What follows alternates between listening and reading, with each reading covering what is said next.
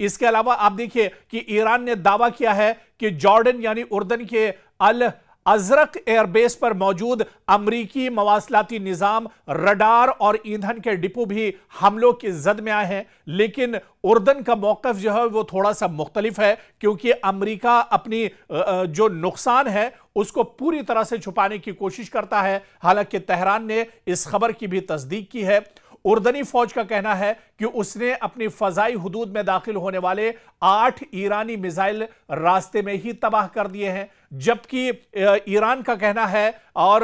Tehran का यह दावा है कि उसने उर्दन के अंदर भी अमरीकी तंसीबात, अमरीकी इंफ्रास्ट्रक्चर को बड़े पैमाने पर निशाना बनाया है और नेस्तो नाबूद किया है। इसके अलावा आप देखिए, अब एक बार फिर से ईरान ने इराक में मौजूद अमरीकी इंफ्रास्ट्रक्चर को निशाना बनाया है। इराक में भी सूरत हाल दरअसल अच्छी नहीं है। इराक में भी अब ईरान ने बड़े पैमाने पर हमला किया है। जब इजराइल और अमेरिका ने जंग छेड़ी थी, उस वक्त आपको याद होगा कि इराक में बड़ा हमला ईरान की तरफ से किया गया था और वहां पर जो ऑयल डिपो था अमेरिका का, उसे एक तरह से नुकसान पहुंचाया था। इराक के अंदर अमेरिका का जो सबसे बड़ा एयरबेस है उसे नुकसान पहुंचाया था। और अब जाकर इराक में एक बार फिर से ताजा हमला दरअसल ईरान ने किया है। इराक के शहर इरबिल में भी ड्रोन हमलों की इत्तला सामने आई है। इराकी हुकाम के मुताबिक 5 ड्रोन शहर की तरफ आए हैं, 2 अमरीकी फौजी अड्डे के करीब गिरे हैं, 1 अमरीकी कौंसिल खाने के करीब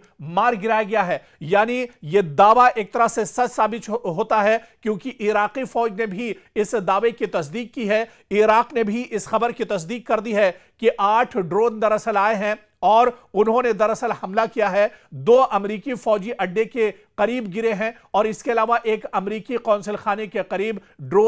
ईरानी ड्रोन मार गिराया गया है। और आप थोड़ा सा इन खबरों को समझिए, आप थोड़ा सा देखिए कि मशरिक़ वस्ता में ईरान किस तरह से अमरीकी तंसीबात को निशाना बना रहा है, अमरीका को किस तरह से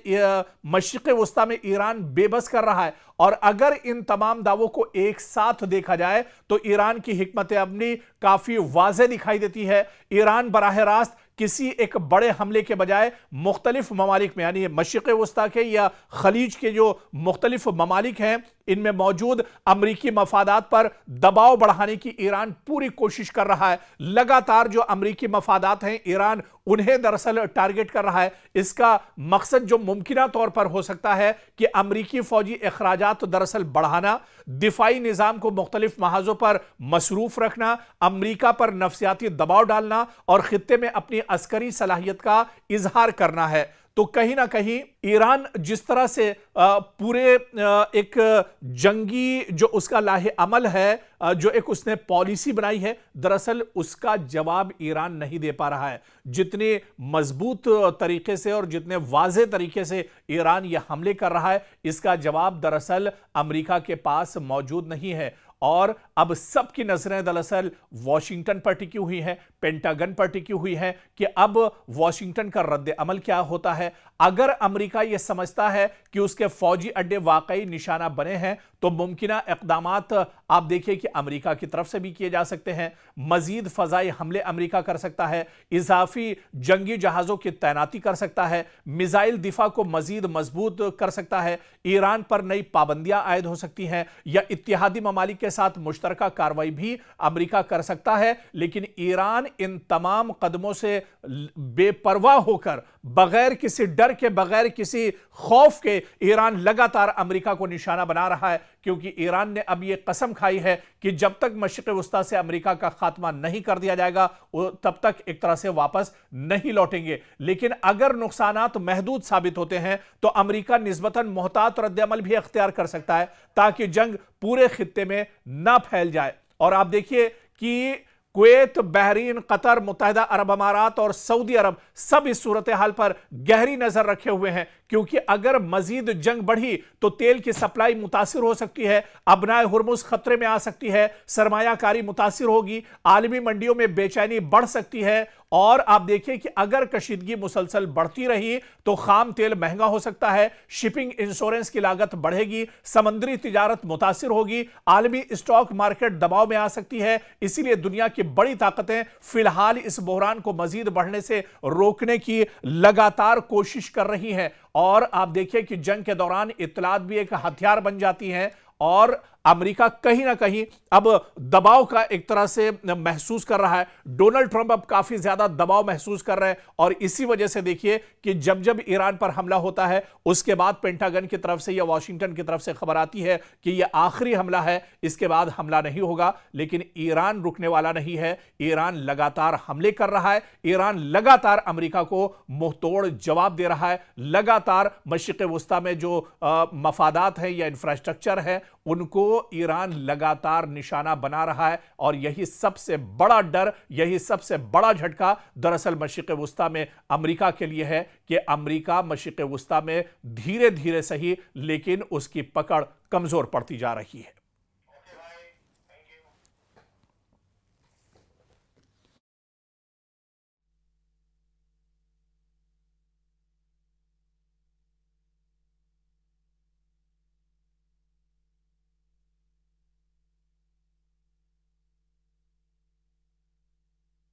बहुत बड़ी खबर आ रही है, आपको बता दें कि हूसी लड़ाकों ने अब सऊदी अरब को टारगेट किया है। दरअसल हूसी लड़ाके इससे पहले भी सऊदी अरब को टारगेट करते रहते हैं। सऊदी अरब पर इससे पहले भी हूसी लड़ाकों ने हमले किए हैं, लेकिन मौजूदा वक्त में जब मशरिक़ वुस्ता पूरी तरह से जल रहा है, जब अमेरिका और ईरान में जंग छिड़ी हुई है, जब ईरान लगातार खलीजी ममालिक और मशरिक़ वुस्ता को अटैक कर रहा है, निशाना बना रहा है, ऐसे में हूसी लड़ाकों ने अब अबहा एयरपोर्ट जो सऊदी अरब का बहुत इंपॉर्टेंट और बहुत अहम एयरपोर्ट है उसे टारगेट किया है। यह बहुत बड़ी खबर दरअसल मशरिक़ वुस्ता से आ रही है, क्योंकि मशरिक़ वुस्ता में जंग का दायरा अब सिर्फ ईरान और अमेरिका तक महदूद नहीं रहा। यमन में हूसी लड़ाकों की जानिब से सऊदी अरब के अबहा इंटरनेशनल एयरपोर्ट पर मिसाइल और ड्रोन हमलों के दावों ने खित्ते में नई तशवीश पैदा कर दी है। इसके साथ ही सोशल मीडिया पर मुतादिद वीडियोज भी वायरल हो रही हैं जिन्हें इन हमलों की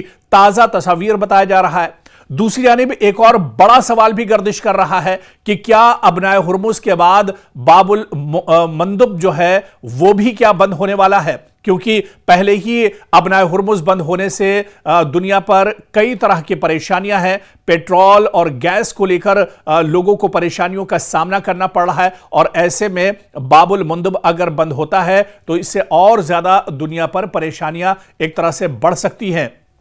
इस बीच हूसी लड़ाकों ने दावा किया है कि उन्होंने सऊदी अरब के अबहा इंटरनेशनल एयरपोर्ट को मिसाइलों और ड्रोन्स के जरिए निशाना बनाया है और यह कार्रवाई सना एयरपोर्ट पर होने वाली हालिया फजाई कार्रवाई के जवाब में बताई जा रही है। मुतादिद बैनुल अक़वामी ज़राए ने भी इस हमले की इत्तला दी है, ताहम नुकसान की मुकम्मल तफसीलात अभी एक तरह से सामने नहीं आई हैं, लेकिन यह बहुत बड़ी खबर है। माहिरीन यह भी कह रहे हैं कि यह सिर्फ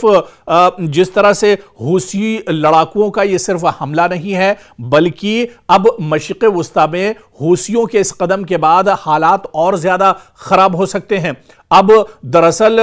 मशरिक़ वुस्ता या खलीजी ममालिक जो हैं वो आग के ढेर पर हैं और जिस तरह से अब सऊदी अरब भी पलटवार कर सकता है, अब सऊदी अरब भी मुतहर्रिक हो सकता है, सऊदी अरब भी अब इस जंग में एक तरह से कूद सकता है और अगर सऊदी अरब इस जंग में कूदता है तो हालात मशरिक़ वुस्ता में और ज्यादा खराब हो सकते हैं। और जिस तरह से हूसी इससे पहले भी सऊदी अरब की जो मफादात हैं, सऊदी का जो इंफ्रास्ट्रक्चर है उसे नुकसान पहुंचाते रहें, अब एक बार फिर जब यमन के अंदर, जब सऊदी के एयरपोर्ट के अंदर हूसियों ने टारगेट किया है तो इस पर सऊदी अरब पलटवार करेगा और अगर सऊदी अरब पलटवार करता है या यह जंग अगर और बढ़ती है, यह बात अगर आगे बढ़ती है तो फिर मशरिक़ वुस्ता में हालात और ज्यादा खराब हो सकते हैं।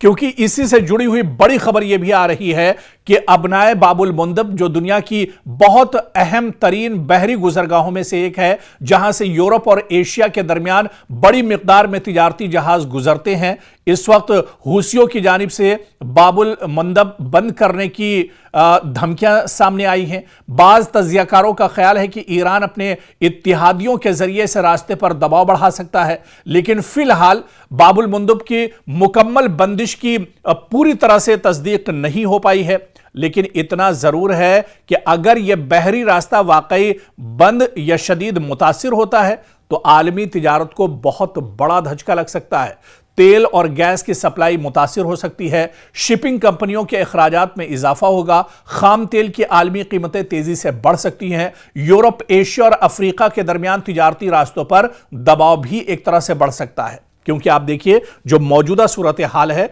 ईरान, अमेरिका, इजराइल, सऊदी अरब और यमन से मुतालिक हालिया पेशरफ्त यह जाहिर करती है कि तनाज़ा अब कई महाजों तक फैल चुका है। अबनाए हुर्मुज और बाबुल मंदब जैसे अहम बहरी रास्ते इस कशीदगी का और इस लड़ाई का एक तरह से मरकज बनते जा रहे हैं, जिससे आलमी मईशत भी एक तरह से मुतासिर हो सकती है और इससे लड़ाई का जो दायरा है वो भी अब एक तरह से वसी होता नजर आ रहा है। यानी हालात लगातार खलीजी ममालिक में बिगड़ रहे हैं, मशरिक़ वुस्ता में हालात अब लगातार बिगड़ रहे हैं और यही वजह है कि अब इस पर पूरी दुनिया की निगाहें दरअसल टिकी हुई हैं।